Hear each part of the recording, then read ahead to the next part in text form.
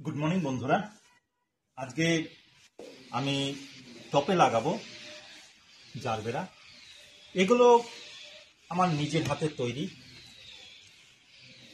এটা আমি বীজ থেকে করেছি, জারবেরার বীজ থেকে আমি নিজে করেছি। আমি বীজ নিজে করেছি, নিজে করে এই পাতা দিয়ে জারবেরা করেছি। এই দেখুন, ওখানে একটা ফুলও আসছে।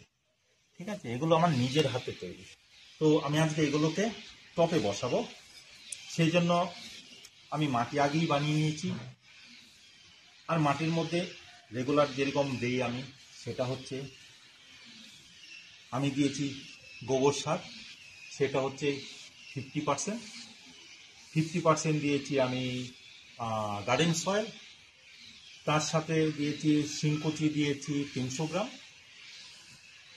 আর নিমখোল দিয়েছি। তার সাথে দিয়েছি আমি কেঁচোর ওষুধ।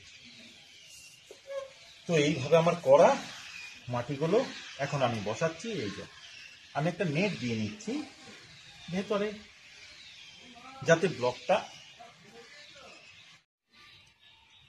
ভেতরে, তো আমি নেট দিয়েই নিয়েছি। এবার দেবো একটা, এই যে ভেতরে নেট দিয়েছি।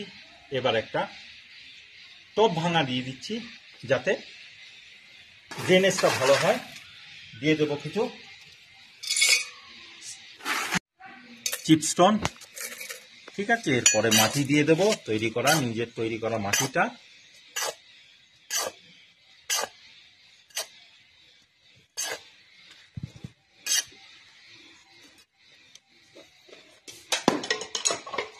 তারপর মাটিটাকে ভালো করে টাইট করে নেব, যাতে ভেতরে ফাঁকা না থাকে, এয়ার না যায়, তাতে শিকড়টা ভালো থাকবে। এই যে টাইট হয়ে গেছে।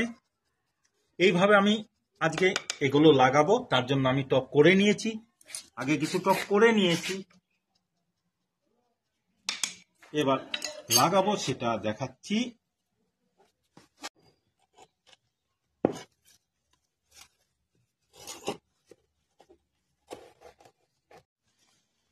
এই যে বন্ধুরা, দেখো শিকড় কেমনি হয়েছে। ঠিক আছে, এটা আমি বসিয়ে দেব। বসিয়ে দিচ্ছি আমি।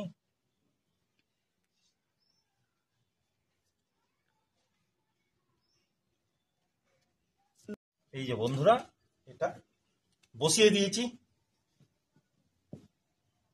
এটা চেপে ভালো করে টাইট করে বসিয়ে দিয়েছি।